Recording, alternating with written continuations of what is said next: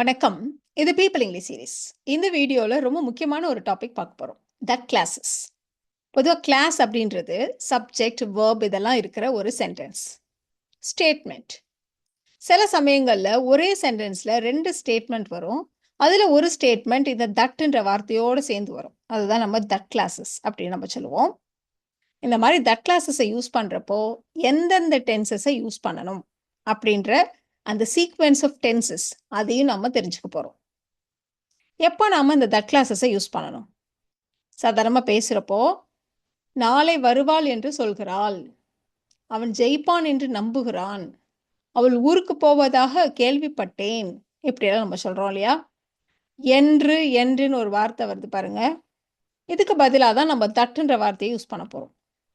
உடனே உங்கள் எல்லாருக்கும் வர ஒரு டவுட்டு, இப்போ தான் வெதர் சொல்கிறப்பையும் இதே மாதிரி என்றுங்கிற வார்த்தையை ரீப்ளேஸ் பண்ணுறதுக்கு வெதர் போடுவோம் அப்படின்னு நீங்கள் சொன்னீங்க.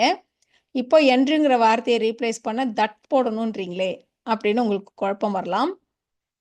நம்ம எப்போ வெதர் யூஸ் பண்ணுவோம் அப்படின்னா, நீ வருவாயா என்று கேட்டால், அவள் போவாளா என்று எனக்கு தெரியாது. இந்த இடத்துலலாம் பாருங்க, இந்த என்றுக்கு முன்னாடி இருக்கிற வார்த்தையை கவனிங்க. இந்த கடைசி எழுத்து இந்த மாதிரி நெடுலா இருக்கும். வருவாயா, போவாளா, உனக்கு தெரியுமா, இந்த மாதிரி அந்த நெடுல்ல முடியும். கேள்வி மாதிரி இருக்கும். இந்த இடத்துல தான் நம்ம வந்து வெதரை யூஸ் பண்ணுவோம். இப்போ தட் எங்கே யூஸ் பண்ணுவோம் அப்படின்னா, கேள்வி மாதிரி இருக்காது, முழுமையாக ஒரு சென்டென்ஸாக இருக்கும். அவன் 8ஆம் வகுப்பு படிக்கிறான் என்று எனக்கு தெரியும், கோப்பையை வெல்வான் என்று நம்பினான். இந்த சென்டென்சஸ் எல்லாத்தையுமே பாருங்க. இந்த என்றுங்கிற வார்த்தை இல்லாம அவள் போய்விட்டதாக அவன் கூறினான், அவள் போய்விட்டாள் என்று அவன் கூறினான் அப்படி சொல்லலாம். அவள் போய்விட்டதாக அவன் கூறினான் அப்படின்னு சொல்லலாம் இல்லையா? வருவேன் என்று சொன்னால், வருவதாக சொன்னால், ரெண்டும் ஒன்று தான் இல்லையா? ஸோ அதனால என்று இந்த மாதிரி ஆக இந்த மாதிரி இருக்கிற இடங்கள்ல தான் முழுமையான ஸ்டேட்மெண்ட்டாக இருக்கிற இடங்கள்ல நம்ம வந்து தட் கிளாஸை யூஸ் பண்ண போகிறோம். இப்போ இதில் பார்த்தீங்களான்னா, அவன் 8ஆம் வகுப்பு படிக்கிறான், எனக்கு தெரியும். இந்த ஒரு சென்டென்ஸில் 2 ஸ்டேட்மெண்ட் இருக்கு இல்லையா? இந்த என்றோட சேர்ந்து வர்ற பார்ட்டை நம்ம வந்து தட் கிளாஸ்ன்னு சொல்லுவோம். இன்னொரு பார்ட்டை மெயின் கிளாஸ்ன்னு சொல்லுவோம். இந்த மெயின் கிளாஸ் எந்தெந்த டென்ஸில் இருக்கலாம், அந்த சமயங்களில் இந்த தட் கிளாஸ் எந்தெந்த டென்ஸ் எல்லாம் இருக்கணும், இதையெல்லாம் தான் நம்ம சீக்வென்ஸ் ஆஃப் டென்சஸ்ன்னு சொல்லுவோம். இப்போ இங்கே கொடுத்துருக்க இந்த கம்பேரிசன் பாருங்க, இந்த சாட் பாருங்க. மெயின் கிளாஸ் வந்து ப்ரெசன்ட் டென்ஸாக இருந்ததுன்னா, நம்ம தட் கிளாஸில் எந்த ஒரு டென்ஸையும் யூஸ் பண்ணலாம். Present tense, present continuous tense, past continuous, future, எந்த டென்ஸையும் நம்ம யூஸ் பண்ணலாம். மெயின் கிளாஸில் பாஸ்ட் டென்ஸ் இருந்ததானா, தட் கிளாஸில் நீங்கள் பாஸ்ட் டென்ஸையோ பாஸ்ட் பர்ஃபெக்ட் டென்ஸையோ தான் நம்ம யூஸ் பண்ணணும். அஃப்கோர்ஸ் பாஸ்ட் கண்டினியூஸ் டென்ஸை கூட யூஸ் பண்ணலாம். மெயின் கிளாஸ் ஃபியூச்சர் டென்ஸாக இருந்தால் நீங்கள் ப்ரெசன்ட் டென்ஸையோ ஃபியூச்சர் டென்ஸையோ மட்டும் தான் யூஸ் பண்ண முடியும். பாஸ்ட் டென்ஸ் எல்லாம் யூஸ் பண்ணக்கூடாது. ஸோ இதை வந்து நீங்கள் மெமரைஸ் பண்ணணுமா அப்படின்னு கேட்டால் தேவையில்லை. நீங்கள் ஜஸ்ட் பழக பழக நிறைய சென்டென்சஸ் ஃப்ரேம் பண்ண இது உங்களுக்கு ஆட்டோமேட்டிக்காக வந்துடும். இப்போ நம்ம ஃபஸ்ட்டு எடுத்துக்க போகிறது மெயின் கிளாஸில் ப்ரெசன்ட் டென்ஸ் இருந்ததானா, தட் கிளாஸில் எந்த ஒரு டென்ஸையும் யூஸ் பண்ணலாம் அப்படின்னு சொன்னோம் இல்லையா? அதே மாதிரி மெயின் கிளாஸில் ப்ரெசன்ட் பர்ஃபெக்ட் டென்ஸ் இருந்துச்சுன்னா, அப்போவும் நம்ம தட் கிளாஸில் எந்த ஒரு டென்ஸையும் யூஸ் பண்ணலாம். இப்போ இதை தான் நம்ம ஃபஸ்ட்டு பார்க்க போகிறோம். இங்கே கொடுத்துருக்க எக்ஸாம்பிள்ஸை நீங்கள் இப்போ இந்த வீடியோவை பாஸ் பண்ணிவிட்டு நீங்களே கூட ட்ரை பண்ணி பார்க்கலாம். ஏன்னா ரொம்ப ஸ்மால் சென்டென்சஸ், ரொம்ப சின்ன சென்டென்சஸ் தான். நீங்களே கூட ட்ரை பண்ணி பார்க்கலாம். இல்லைனாலும் நம்ம ஃப்ரேம் பண்ணுவோம். இந்த ஃபஸ்ட்டு சென்டென்ஸ் பாருங்க. என்னுடைய பாட்டி வீட்டு வைத்தியம்தான் சளிக்கு சிறந்தது என்று நம்புகிறார். வீட்டு வைத்தியம்தான் சளிக்கு சிறந்தது என்று என் பாட்டி நம்புகிறார். இதுதான் அந்த ஸ்டேட்மெண்ட். இதில் மெயின் கிளாஸ் எது? என் பாட்டி நம்புகிறார். தட் கிளாஸ் நம்ம சொல்றது இந்த என்றோட சேர்ந்து வருது. வீட்டு வைத்தியம்தான் சளிக்கு சிறந்தது. இதுதான் தட் கிளாஸ். இப்போ மெயின் கிளாஸ் என்ன டென்ஸ்ன்னு பார்ப்போம். என் பாட்டி நம்புகிறார். எப்பவுமே அதுதான் உங்களுடைய நம்பிக்கை. எப்பவுமே நடக்கிற விஷயம் சிம்பிள் ப்ரெசன்ட் டென்ஸ் இல்லையா? ஸோ மெயின் கிளாஸ் ப்ரெசன்ட் டென்ஸில் இருக்கு. மெயின் கிளாஸ் ப்ரெசன்ட் டென்ஸில் இருக்கிறப்போ தட் கிளாஸ் எந்த டென்ஸில் வேணால் இருக்கலாம். வீட்டு வைத்தியம்தான் சளிக்கு சிறந்தது அப்படின்றது எப்பவுமே உள்ளது, ஒரு ஜென்ரல் ஃபேக்ட். அதனால அதையும் நம்ம சிம்பிள் ப்ரெசன்ட் டென்ஸில் தான் சொல்ல போகிறோம். ஸோ சென்டென்சஸை தனித்தனியாக ஃப்ரேம் பண்ணிட்டு கம்பைன் பண்ண வேண்டியது தான். என்னோட பாட்டி நம்புகிறார். My grandma believes. இந்த இடத்துல என்றுன்னு இருக்கு பார்த்தீங்களா? அதுக்கு பதிலாக that. My grandma believes that இப்போ வீட்டு வைத்தியம் தான் சளிக்கு சிறந்ததுன்னு சொல்லணும். அது எப்படி சொல்றது? வீட்டு வைத்தியம்னா home remedies. Home remedies are the best. இந்த மாதிரி நம்ம சூப்பர்லேட்டிவ்ல பெஸ்ட் அந்த மாதிரி சொல்றப்போ நம்ம கண்டிப்பா ஒரு த சேர்த்துக்கணும். Home remedies are the best for golds. அது என்ன கோல்டு தானே, கோல்டுல என்ன ப்ளூரல் ஃபார்ம், கோல்ஸ்ன்னு போட்டிருக்கீங்க அப்படின்னு உங்களுக்கு தோணும். ஜென்ரலா சளிக்கு அப்படின்னு ஜென்ரலா சொல்றப்ப ஃபார் கோல்ஸ் அப்படின்னு நம்ம சொல்லுவோம். இப்போ எனக்கு சளி பிடிச்சிருக்குன்னா ஐ ஹாவ் அ கோல்டு அப்படின்னு நம்ம சேர்த்து சொல்லுவோம். ஜென்ரலா சளிக்கு அப்படின்னு சொல்றப்ப ஃபார் கோல்ஸ் அப்படின்னு ஒரு எஸ் சேர்த்து சொல்லுவோம். So my grand mother believes that home remedies are the best for colds. இந்த எக்ஸாம்பிள் பாருங்க. அடுத்த வாரம் சென்னைக்கு வருவாள் என்று அவள் கூறுகிறாள். அவ என்னப்பா சொல்றா அப்படின்னு கேட்டா, அவ சொல்றா அடுத்த வாரம் சென்னைக்கு வரலாம் அப்படின்னு நம்ம சொல்லுவோம் இல்லையா? அதேதான். ஸோ அடுத்த வாரம் சென்னைக்கு வருவாள், அடுத்த வாரம் சென்னைக்கு வருவதாக அவள் கூறுகிறாள். ஸோ அவள் கூறுகிறாள்ங்கிறது தான் மெயின் கிளாஸ். அது ப்ரெசன்ட் டென்ஸ்ல இருக்கு. அடுத்த வாரம் சென்னைக்கு வருவதாக சொல்றா. அப்ப அது ஃபியூச்சர் டென்ஸ் இல்லையா? ஸோ மெயின் கிளாஸ் ப்ரெசன்ட் டென்ஸ்லையும் தட் கிளாஸ் ஃபியூச்சர் டென்ஸ்லையும் இருக்கு. சிம்பிள் ப்ரெசன்ட் டென்ஸ்ல she says. She says. Subject he, she, it, singular noun இதெல்லாம் வந்து வேர்போட எஸ் சேர்த்துக்கணும். She says. அடுத்த வாரம் சென்னைக்கு வருவாள். She will visit Chennai next week. She will come to Chennai next week. எப்படி வேணா சொல்லுங்க. She says that she'll visit Chennai next week. She says that she'll come to Chennai next week. எப்படியும் நம்ம சொல்லலாம். நேத்து போட்டியில விராட் கோலி சூப்பரா விளையாடினார் என்று அவன் நினைக்கிறான். அவன் இப்ப நினைக்கிறான். ஆனா அவன் நினைக்கிறது எதை பத்தினா நேத்து நடந்த மேட்சை பத்தி. அப்போ மெயின் கிளாஸ் வந்து ப்ரெசன்ட் டென்ஸ்ல இருக்கு. நேற்றைய போட்டியில் விராட் கோலி சூப்பரா விளையாடினார். இந்த பார்ட் வந்து பாஸ்ட் டென்ஸ்ல இருக்கு இல்லையா? ஸோ நம்ம என்ன சொன்னோம், மெயின் கிளாஸ் ப்ரெசன்ட் டென்ஸ்ல இருந்ததானா தட் கிளாஸ்க்குள்ள எந்த டென்ஸை வேணா வச்சு சொல்லலாம். அவன் நினைக்கிறான். He thinks. Simple present tense இல்லையா? அதனால நம்ம எஸ் சேர்த்திருக்கோம். என்ன நினைக்கிறான்? நேற்றைய போட்டியில் விராட் கோலி அற்புதமா விளையாடினார் அப்படின்னு. Virat Kohli played brilliantly in yesterday's match. Virat Kohli played brilliantly in yesterday's match. அப்ப இது சேர்த்து சொன்னமானா he thinks that Virat Kohli played brilliantly in yesterday's match. So இங்கே சிம்பிள் ப்ரெசன்ட் டென்ஸ் வர்றப்போ உள்ள எந்த டென்ஸும் வரலாம், பாஸ்ட் டென்ஸ் கூட வரலாம். இப்போ இவ்வளோ நேரம் நம்ம மெயின் கிளாஸ்ல ப்ரெசன்ட் டென்ஸ் வச்சு பார்த்தோம் இல்லையா? இப்போ நம்ம வந்து ப்ரெசன்ட் பர்ஃபெக்ட் டென்ஸ் வச்சு ஒன்று சொல்லிடலாம். நீ படிச்சுட்டு இருக்க அப்படின்னு அம்மா கிட்ட சொல்லிட்டேன். நீ படித்து கொண்டு இருக்கிறாய் என்று நான் அம்மாவிடம் சொல்லிவிட்டேன். சொல்லிவிட்டேன், படித்து விட்டேன், எழுதிவிட்டேன், படித்திருக்கிறேன், எழுதியிருக்கிறேன், இப்படிலாம் சொன்னா ப்ரெசன்ட் பர்ஃபெக்ட் டென்ஸ் இல்லையா? ஸோ இந்த பார்ட்டை நம்ம நான் சொல்லிவிட்டேன் அப்படின்றத, நான் அம்மாவிடம் சொல்லிவிட்டேன் அப்படின்றது மெயின் கிளாஸ். அதை நம்ம ப்ரெசன்ட் பர்ஃபெக்ட் டென்ஸில் சொல்ல போகிறோம். நீ படித்து கொண்டிருக்கிறாய் என்று, அதுதான் தட் கிளாஸ். படித்து கொண்டிருக்கிறாய் அப்படின்னு அர்த்தம் ப்ரெசன்ட் கண்டினியூஸ் டென்ஸ் இல்லையா? ஸோ நம்ம சொன்ன மாதிரி இது ப்ரெசன்ட் டென்ஸாவோ ப்ரெசன்ட் பர்ஃபெக்ட் டென்ஸாவோ இருந்ததானா தட் கிளாஸ்க்குள்ள எந்த ஒரு டென்ஸும் வரலாம். ஸோ நான் அம்மாவிடம் சொல்லிவிட்டேன். ஐ ஹவ் டோல்டு மாம், இல்லைனா ஐ ஹவ் இன்ஃபார்ம்டு மாம், என்ன வேணா வச்சுக்கலாம். ஸோ ஐக்கு நம்ம யூஸ்வலாக ஹாவ் போடுவோம் இல்லையா? ஐ, யூ, வி, தேக்கெல்லாம் ஹாவ் போட்டுட்டு third form of the verb. So I have told mom, I have informed mom. That கிளாஸ்ல பாருங்க, சிம்பிள். நீ படித்து கொண்டு இருக்கிறாய், you are studying, you are studying. I have told mom that you are studying. I have informed mom that you are studying. அவ்வளோதான். இப்போ ஒரு முக்கியமான விஷயத்த நம்ம சொல்லணும். இந்த தட் கிளாஸ் நம்ம சொல்றோம் இல்லையா? நம்ம பேசுறப்ப இந்த தட்டை விட்டுட்டு கூட நம்ம சொல்லலாம். I have informed mom you are studying அப்படின்னு சொன்னாலே போதுமானது. இந்த இடத்துல நம்ம எழுதுறப்ப நம்ம தட்டுன்ற வார்த்தையை கண்டிப்பா போடுவோம். பேசுறப்ப அந்த தட்டை நம்ம விட்டுட்டு நம்ம பேசலாம்.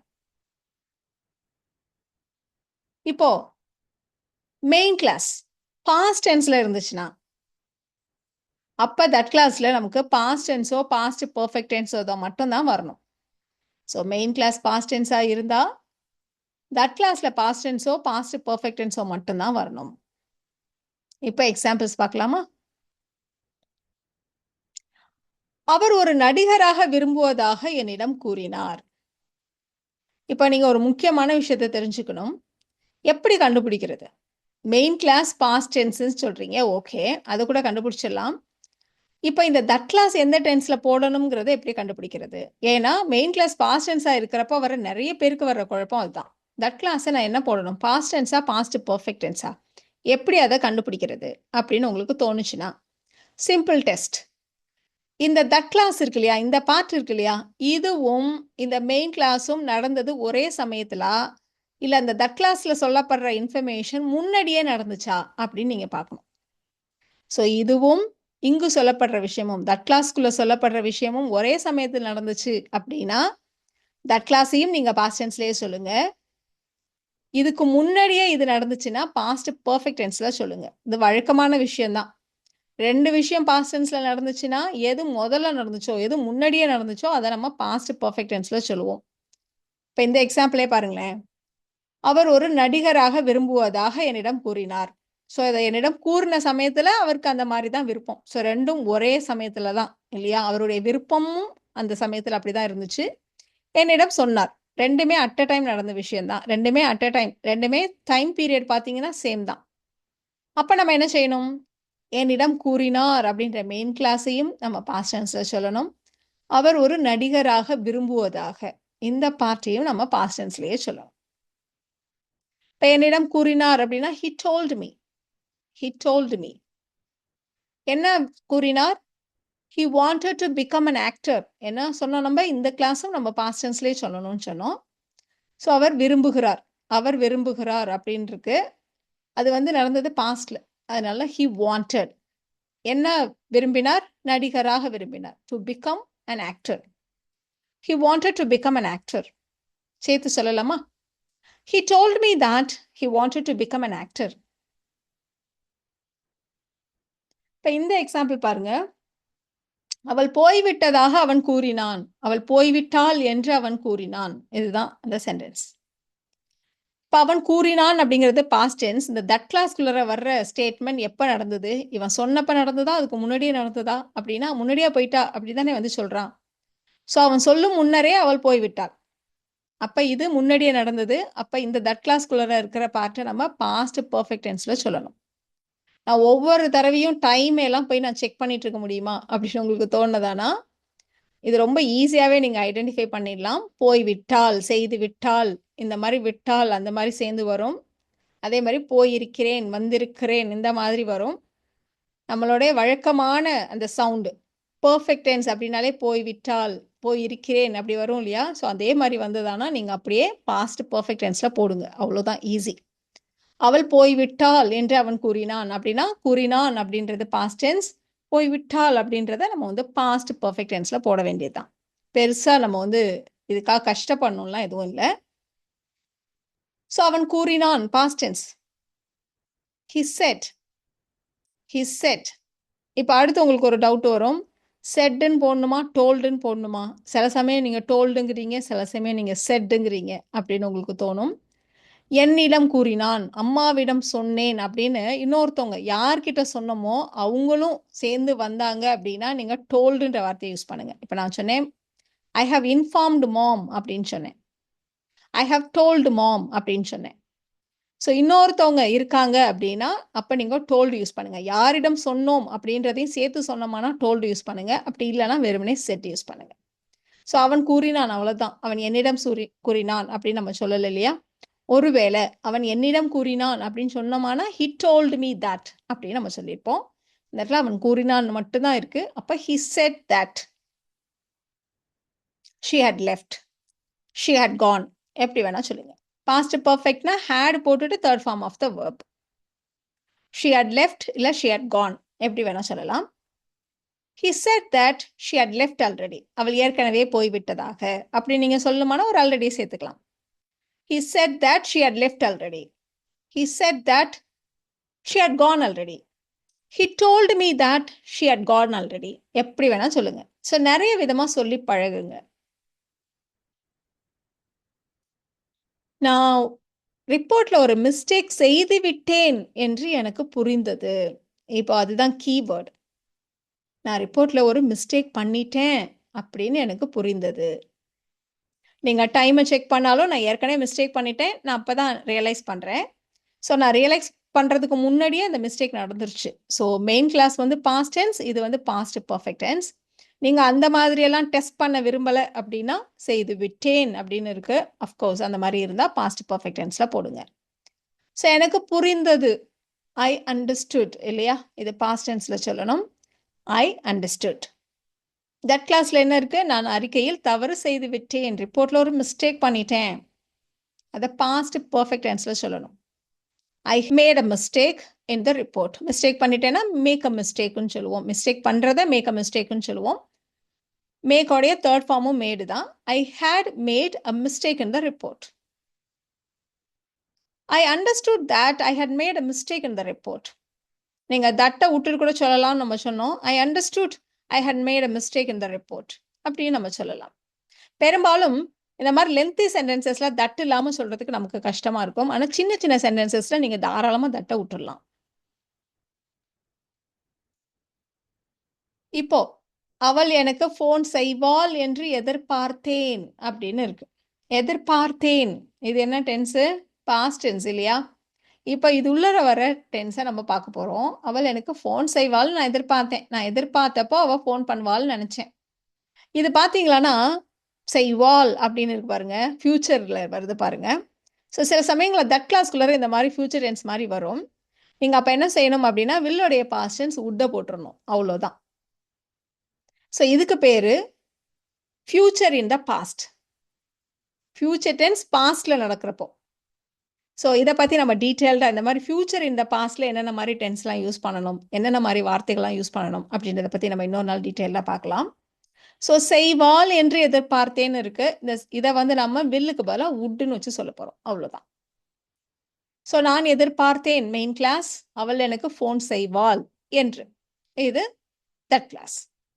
Main clause past tense, that கிளாஸில் ஃபியூச்சர் இன் த பாஸ்ட் அப்படின்னா ஒன்றும் இல்லை. நம்ம வழக்கமாக ஃபியூச்சர் டென்ஸ்னால் வில்லுன்னு போடுவோம், அதை நீங்கள் உட்டுன்னு போட்டுக்கோங்க. நான் எதிர்பார்த்தேன், ஐ எக்ஸ்பெக்டட். என்னன்னு? ஷீ வில் கால் மீன்னு ஜென்ரலாக நம்ம சொல்லுவோம். இது பாஸ்ட் டென்ஸில் சொல்லணும் அப்படின்றதுனால ஷீ வுட் கால் மீ அப்படின்னு சொல்லியிருக்கோம். I expected that she would call me. I expected that she would call me.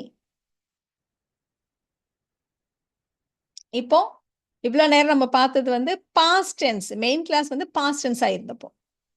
இப்போ நம்ம பார்க்க போகிறது மெயின் கிளாஸ் வந்து ஃபியூச்சர் டென்ஸாக இருந்துச்சுன்னா அப்போ தட் கிளாஸில் என்னென்ன டென்ஸ்லாம் வரணும். நம்ம ஏற்கனவே சொன்ன மாதிரி ப்ரெசன்ட் டென்ஸ் வரலாம், ஃபியூச்சர் டென்ஸ் வரலாம். எக்ஸாம்பிள்ஸ் பார்க்கலாமா? அப்பா சொல்கிறார், நேர்மை தான் சிறந்ததுங்கிறத நீங்களாம் சீக்கிரமே உணர்வீர்கள் அப்படின்னு சொல்கிறார். நீங்கள் உணர்வீர்கள், ஃபியூச்சரில் உணர்வீர்கள். எதை உணர்வோம்? நேர்மையே சிறந்தது அப்படின்ற அந்த ஃபேக்ட். அது ஒரு ஃபேக்டை நம்ம சொல்கிறப்ப எப்போவுமே நம்ம சிம்பிள் ப்ரெசன்ட் டென்ஸில் தான் சொல்லுவோம் இல்லையா? வீர்கள் இது மெயின் கிளாஸ் இல்லையா? அது ஃபியூச்சர் டென்ஸில் இருக்குது. நேர்மையே சிறந்தது அப்படின்றது ஒரு ஜென்ரல் ஃபேக்ட். அது எப்போவுமே அதுதான் உண்மை இல்லையா? அந்த மாதிரி ஃபேக்ட்ஸ் எல்லாம் நம்ம எப்போவுமே சிம்பிள் ப்ரெசன்ட் டென்ஸ்லாம் சொல்லணும். அதனால தட் கிளாஸை சிம்பிள் ப்ரெசன்ட் டென்ஸில் சொல்ல போகிறோம். ஸோ நீங்கள் உணர்வீர்கள்னா யூ வில் ரியலைஸ். நீங்கள் ரியலைஸ் பண்ணுவீங்க, யூ வில் ரியலைஸ். எதை? ஹானஸ்டி இஸ் த பெஸ்ட் பாலிசின்னு. Honesty is the best policy அப்படின்னு. So you will realise that honesty is the best policy. You will realise that honesty is the best policy. இப்போ ரெண்டுமே ஃபியூச்சராக இருக்க மாதிரி ஒரு example சொல்ல போகிறோம். அவகிட்ட பணத்தை கேட்டியா அப்படி கேட்டா, சீக்கிரமே என்ன கேட்டால் மட்டும் என்ன சொல்ல போகிறாரு? சீக்கிரமே தருவதாக சொல்லுவார் அப்படின்னு நம்ம சொல்ல போகிறோம். சீக்கிரமே தருவதாக உறுதியளிப்பார், அதுதான் செய்வார் அப்படின்னு நம்ம சொல்ல போகிறோம். ஸோ அவர் உறுதியளிப்பார் அப்படின்ற மெயின் கிளாஸும் ஃபியூச்சர் டென்ஸில் தான் இருக்குது. விரைவில் பணத்தை திருப்பி தருவதாக, ஸோ அதுவும் ஃபியூச்சர் டென்ஸ் தான் இல்லையா? So main clause that clause ரெண்டுமே ஃபியூச்சர் டென்ஸில் இருக்குது. அவர் உறுதியளிப்பார் அப்படின்னா உறுதியளிக்கிறதுனா ப்ராமிஸ் பண்ணுறது, அவ்வளோதான். So he will promise. He will promise. பணத்தை திருப்பி தர்றதுன்னா he will return the money soon. சீக்கிரமே பணத்தை திருப்பி தருவதா சொல்லுவார், அவ்வளோதான் சொல்லுவார், அப்படி சொல்லுவோம் இல்லையா? So he will return the money soon. He will promise that he will return the money soon. He will promise that he will return the money soon. So main class, that class ரெண்டுமே இந்த மாதிரி future tenseல இருக்கும். இப்போ உங்களுக்கான time. இங்க இருக்கிற சென்டென்சஸ நீங்க try பண்ணி பாருங்க. அவர்கிட்ட நீ சொல்லிடு அப்படின்னு சொன்னா, ஓகே நான் அவருக்கு ஃபோன் பண்ணி சொல்றேன். நாளைக்கு அவருடைய ஆஃபீஸ்ல நம்ம போய் சந்திக்கிறோம் அப்படின்னு அவரிடம் கூறுவேன். ஸோ சந்திப்போம் என்று அவரிடம் கூறுவேன். 2மே ஃபியூச்சர் டென்ஸ்ல இருக்கு. அவளுக்கு இந்திய உணவுகள்லாம் பிடிக்கும் என்று அவள் சொன்னாள். அவரோட பையன் எக்ஸாம்ல பாஸ் பண்ணுவான் அப்படின்னு அவர் நம்பினார்.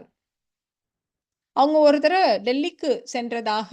டெல்லிக்கு போயிருப்பதாக அவர்கள் சொன்னார்கள். அவர் இப்போது படித்துக் கொண்டிருக்கிறான் என்று நினைக்கிறேன். இதெல்லாம் தான் நீங்க ட்ரை பண்ண போறீங்க. எந்தெந்த டென்சஸ யூஸ் பண்ணணும் அப்படின்னு பாருங்க. அவர்கள் ஒரு முறை புது டெல்லிக்கு சென்றிருப்பதாக கூறினர். அப்படி வச்சுக்கோங்க. அப்படி சொன்னீங்களான்னா உங்களுக்கு கரெக்ட்டா உங்களால டென்ஸ கெஸ் பண்ண முடியும். ஸோ அடுத்த ஸ்லைட்ல உங்களுக்கான ஆன்சர்ஸ நீங்க செக் பண்ணிக்கலாம்.